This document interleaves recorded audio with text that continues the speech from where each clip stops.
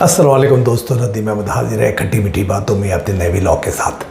دوستو، عید گزر گئی، دن شروع ہو گئے، بڑی بڑی خبریں، انٹرنیشنل افق پہ بھی بڑی خبر کہ ایران نے اسرائیل کے اوپر حملہ کیا، کیوں کیا، اور اس سے ایران کو نقصان ہوگا یا فائدہ، اسرائیل کے اندر اس کو نتن یاہو کو فائدہ ہوگا نقصان، اس کے بارے میں آپ سے باتیں کریں گے۔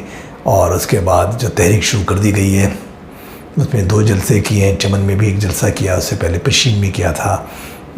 اب یہ تحریک کیا ہے؟ یہ عمران رہائی تحریک ہے یا تحریک تحفظ آئین پاکستان ہے؟ اس کے بارے میں بات کریں گے۔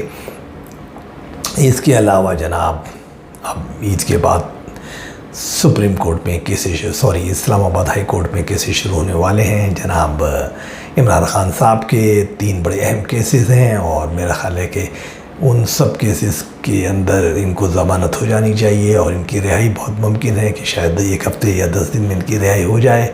اب کیا ہوتا ہے، کیا کھیل ہوتا ہے، یہ آگے چل کے ہم ڈسکس کریں گے۔ تو سب سے پہلے میں آپ لوگوں سے گزارش کروں گا کہ میرے چینل کو سبسکرائب کیجئے، اور اس کے بعد جو بیل کا بٹن آتا ہے اس کو کلک کیجئے، اور جو آپشنز ہوتا ہے اس میں آل ویڈیوز کو سلیکٹ کیجئے۔ اس کے علاوہ اگر آپ کو یہ پسند آتا ہے تو لائک کیجئے اور اپنی آراء اور کامنٹس ضرور دیجئے۔ اس کے ساتھ ساتھ گزارش کروں گا کہ اپنے دوستوں، جاننے والوں کو، رشتہ داروں کو اس کا لنک ضرور بھیجئے، شیئر کیجئے۔ آگے چلتے ہیں، بات کرتے جاتے ہیں ایران کی بات۔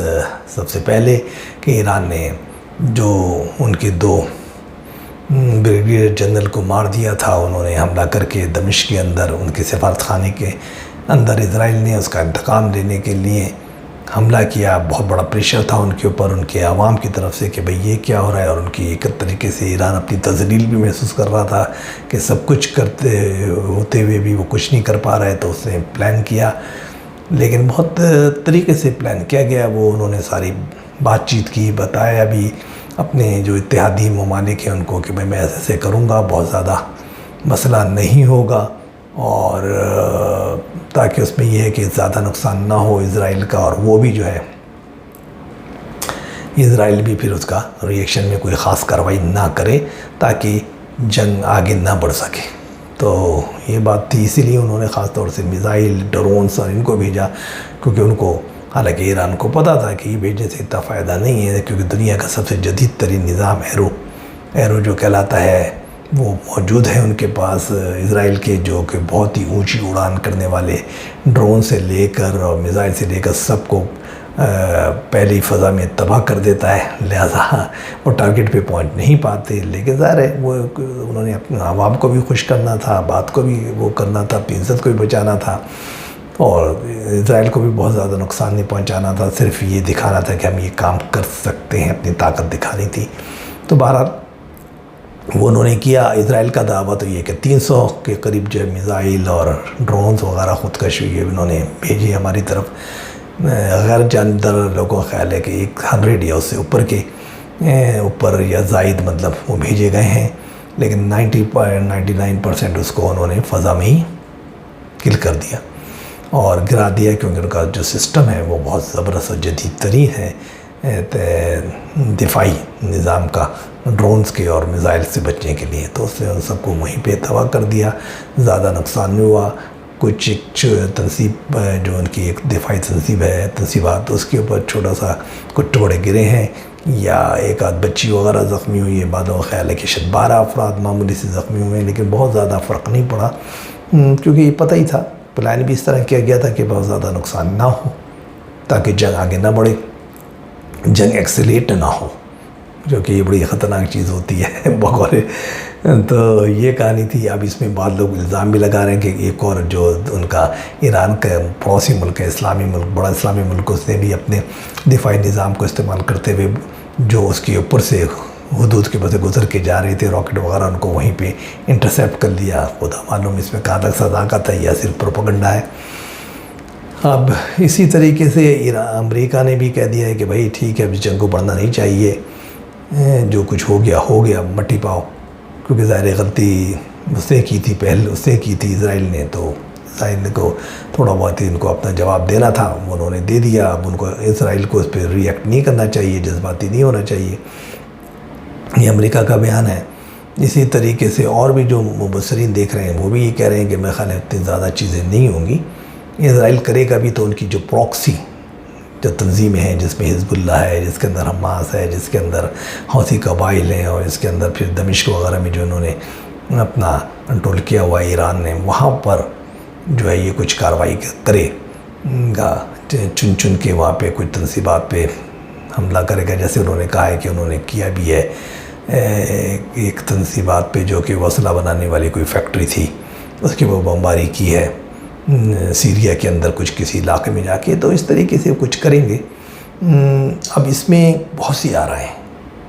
کچھ لوگ یہ کہہ رہے ہیں کہ جان بوجھ کے جذباتی کیا ایران کو نیتن یاہو نے، جو وزیر اعظم ہے، ان کی مقبولیت بہت بری طرح گر رہی تھی، آنے والے الیکشن میں وہ بری طرح ہارنے والے تھے، عوام ان کے خلاف اٹھ کھڑے ہوئے تھے کہ صاحب انہوں نے قیدی ویدی تو کچھ نہیں چھڑوائے، بلکہ جو جنگ کی حماس کے ساتھ اس میں جو قیدی وہاں پہ گرفتار کر کے رکھے گئے تھے، اس میں 100 سے زیادہ قیدی مر چکے ہیں اور زخمی ہو چکے ہیں یا زخمی ہو چکے ہیں. تو اس پہ ان پہ بڑا ان کے خلاف جو ہے نا سویلینس، جو سول سوسائٹی ہے اسرائیل کی، وہ ان کے خلاف کھڑی ہو چکی تھی اور ان کے خلاف بڑے جلوس نکل رہے تھے لمبے چوڑے.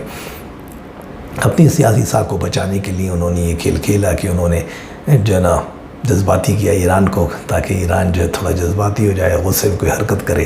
اب اس سے نیتن یاہو کو ایک چانس مل رہا ہے ہیرو بننے کا. اب اپنے عوام میں جائیں گے، ہیرو بنیں گے، دیکھو جی یہ کیا اس نے، لیکن میں نے کیسے روکا، میں نے یہ کیا اور اب میں ان کو جواب دوں گا. اور اسرائیل نے بیان بھی جاری کیا ہے کہ وقت آنے پر ہم اس کا حساب چکائیں گے. جو ہم پہ حملہ ہوا ہے اس کا وقت آنے پہ ہم اس کا حساب چکا دیں گے اور دنیا کو دکھا دیں گے کہ ہم کیا کر سکتے ہیں. اب بہت ساری باتیں ہیں، بہت سارے تجزیہ نگار ہیں، عجیب عجیب باتیں کر رہے ہیں. کوئی کہہ رہا ہے شاید تھرڈ ورلڈ کا آغاز نہ ہو جائے، کوئی کچھ اور کہہ رہا ہے کہ اسرائیل کتنا ری ایکٹ کرے گا یا نہیں کرے گا، اور اس کے ری ایکشن پہ پھر ایران کیا کرے گا. کیونکہ ایران کا دفاعی نظام بہت ہی ناقص ہے، کمزور ہے ان کے پاس، کیونکہ ان کے اوپر قدغن ہے پچھلے 20-25 سال سے. لہٰذا ان کے پاس کوئی جدید سسٹم نہیں ہے، کچھ یہ نہیں ہے. اسرائیل جو ہے بہت ہی سفسٹیکیٹڈ جدید ہتھیاروں سے اور دفاعی نظام سے مسلح ہے، جس کو امریکہ وغیرہ نے اور ان کی تمام یورپین طاقتوں نے اس کو پہنچا کے اس کو کیا ہوا ہے. تو اگر جنگ بڑھتی ہے تو ایران کے لیے کافی نقصان دہ ہو سکتا ہے. لیکن یہ ہے کہ اس کے پاس پھر حوثی قبائل ہیں، اس کے بعد حزب اللہ ہے، حماس ہے دوسری، پھر وہ چاروں طرف سے اس کو انوالو کر سکتا ہے اسرائیل کو. پھر اسرائیل ایک چھوٹا ملک ہے، اس کے لیے بھی بڑا مشکل ہوگا. یہ تو جیسے کہ ان کے سمندروں سے جو جاتے ہیں ان کی جہاز وغیرہ، ان کو ایک جہاز کو بھی روکا ہے پاسدارانہ ایران نے، مال بردار جہاز کو. تو یہ ہو سکتا ہے کہ پھر دوسری ٹائپ کی چیزیں شروع ہو جائیں، یا پھر ظاہر ہے کہ اتنا آسان نہیں ہوتا کہ آپ بہت سارے محاذ ایک ساتھ کھولیں. تو لوگوں کا یہی خیال ہے کہ شاید اسرائیل ابھی تو تھوڑا ٹھنڈا رہے گا. یہ صرف جو گیم تھا نیتن یاہو کا تھا، جس نے جو ہے اپنے مفاد کے لیے اور اپنے الیکشن میں اور اپنے جو اس کی ساکھ گر رہی اس کو بچانے کے لیے سب گیم کھیلا ہے. دیکھیے یہ بات کہاں تک صحیح ہوتی ہے. تو بہت سے لوگوں کی بہت سی باتیں ہیں. اگر آپ مجھ سے پوچھیں تو میرا خیال ہے کہ بہت زیادہ چیزیں نہیں ہوں گی. ہر چیز کیلکولیٹڈ تھی، ہر چیز اس طرح تھی کہ اسرائیل کو کم سے کم نقصان پہنچے لیکن عزت بھی رہ جائے ایران کی.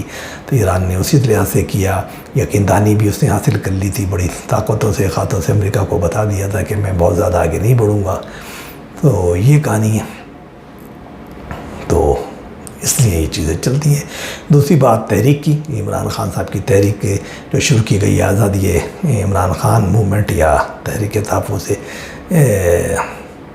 جو آئین پاکستان، تو وہ دیکھیے 2 جلسے ہوئے ہیں، ٹھیک ٹھاک ہوئے میرے لحاظ سے. تو جو جتنی سختی کی گئی تھی اس کے لحاظ سے، لیکن بہرحال وہ ہو گئے ہیں. اور آگے چلیے اب کیا ہوتا ہے. مولانا صاحب کی اس میں جو ہے وہ علیحدگی ایک عجیب بات پیدا کر رہی ہے کہ کیوں علیحدہ ہوئے، کیوں شامل ہوئے. اور تیسرے نمبر پہ جو بات ہے وہ یہ کہ نئے آنے والے مقدمات آنے والے ہیں. اس کے اندر کیا ہوتا ہے اسلام آباد ہائی کورٹ میں، اور تینوں بڑے اہم مقدمات ہیں جن میں کی ضمانت پہ بات ہوگی. جیسے سائفر کا کیس ہے، عدت کا کیس ہے، تو شاہانہ کا کیس ہے. اور اس میں لگتا ہے کہ ہر کام بالکل خوش اسلوبی سے ہو جائے گا. عمران خان صاحب باہر آ جائیں گے. لیکن دیکھیے یہ کچھ نہیں کہہ سکتے کہ پاکستان ہے، یہ ڈیپ اسٹیٹ ہے. یہاں پہ نیچے سے بھی بہت سی باتیں ہوتی ہیں، تو اس بارے میں بھی بات کریں گے. मतलब उसको सूरत हाल को देखेंगे। जी मेरा छोटा सा وہ ہے انشاءاللہ، پھر آپ سے بات ہوگی۔ اجازت دیجیے، اللہ حافظ۔